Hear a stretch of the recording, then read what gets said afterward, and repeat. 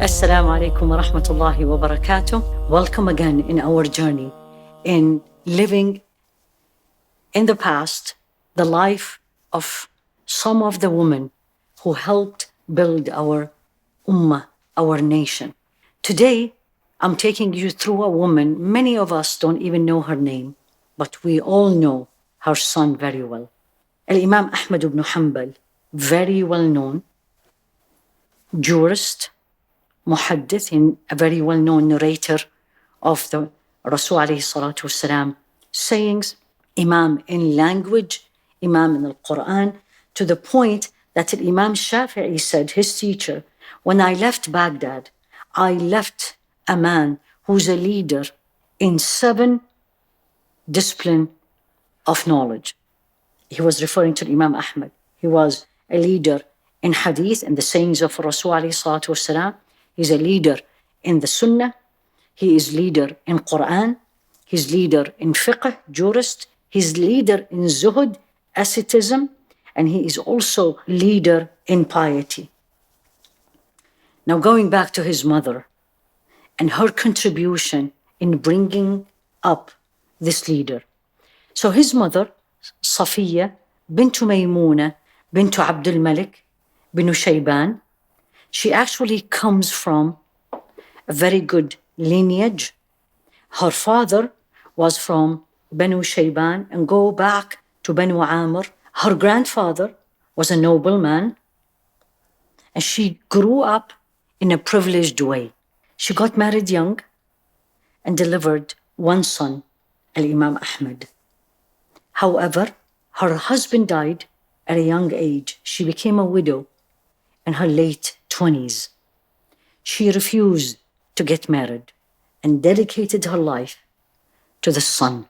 Life changed from being a woman who grew up in privilege to a woman who have barely the minimum. Her focus was raising her child as a knowledgeable, pious man. And indeed, she got her goal. Many of the stories about the raising up of Imam Ahmad came from him.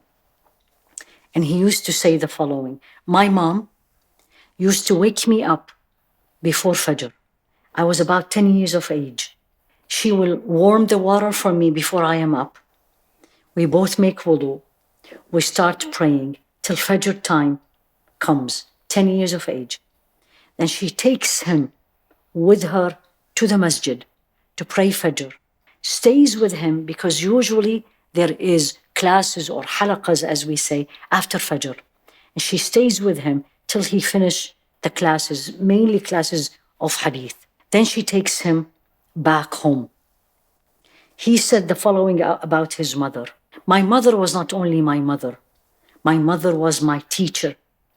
She taught me language, Quran. She taught me history. She taught me all what I need to learn about characteristics of Arab nobility.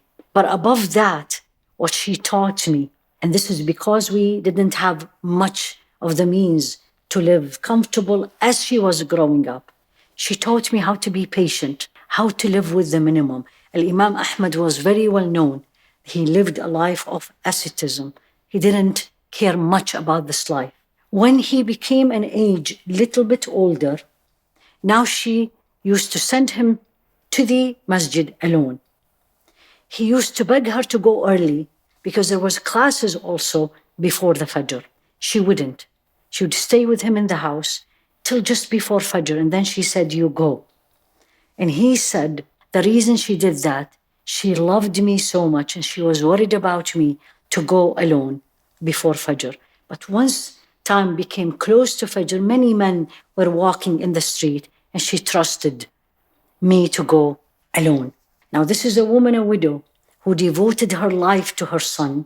Once he learned everything he can learn in Baghdad, where they were living, she decided to send him abroad to study. So she opted to sacrifice the love of her son, the presence of her son with her, for the knowledge. So she will give this son all what he needs from knowledge And we all know learning needs travel. So she said this to him as she sent him to Medina and Mecca and Yemen to study. She said to him, "O son, travel to seek the knowledge of the Prophet, peace be upon him, as indeed traveling to seek knowledge is migration for the sake of Allah subhanahu wa ta'ala." She had minimum.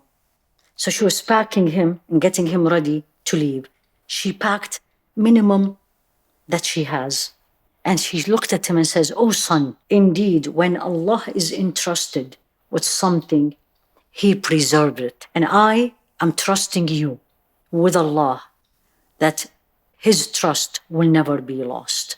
Single mother, only child, loved him dearly, sent him to go and study, sacrificed the love, the son, for the sake of Allah subhanahu wa ta'ala.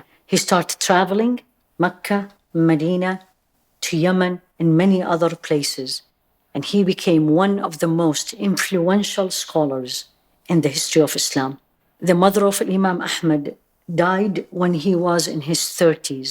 And he used to say, "The most influential teacher I had was my mother. And she taught me not only knowledge, but she taught me how to live in this life with minimum need, with focus on akhirah and focus on Allah." May Allah bless her, and may Allah subhanahu wa ta'ala make us all mothers of knowledgeable, strong, impactful children.